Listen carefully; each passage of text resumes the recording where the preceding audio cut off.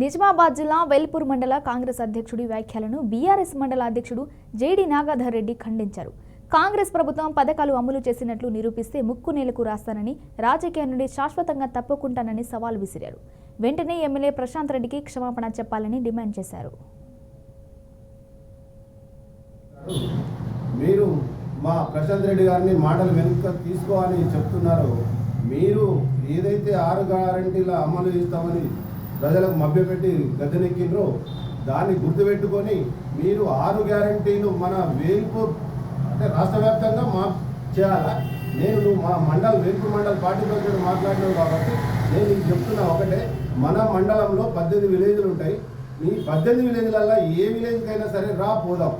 అక్కడ 100% మీరు చెప్పిన పథకాలు అమలైనవి అంటే నేను ముక్కు నేలకు రాసి నేను రాజకీయ సన్యాసం తీసుకుంటా. దానికి నువ్వు కట్టుబడి ఉన్నావా? లేకుంటే నువ్వు మేమనాల్సిన మాట నువ్వంటావా? మిమ్మల్ని ఎక్కడికక్కడ తిరగలేకుండా ప్రతి విలేజ్లో కూడా మీకు ప్రజలే చీకొడుతున్నా కూడా మీకు ఇక బుద్ధి రావట్లేదా?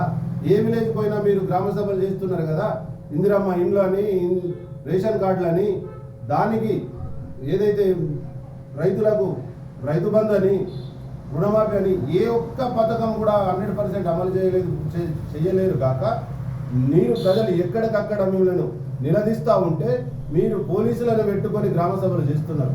ఎందుకు గ్రామ సభలు? ఎవరిచ్చారు మీకు అప్లికేషన్లు? జనరల్ మీరే పెట్టారు కదా. మీరు గెలిచిన తొందరలోనే మీ కాంగ్రెస్ పార్టీ దాంట్లో ఇచ్చిన అప్లికేషన్లు ప్రతి ఒక్కళ్ళు ఇచ్చారు. మరి అందులో మీ కాంగ్రెస్లకు ఎందుకు వచ్చినాయి? మిగతా ప్రజలకు ఎందుకు రాలే? దాన్ని మేము నిలదీస్తున్నాం.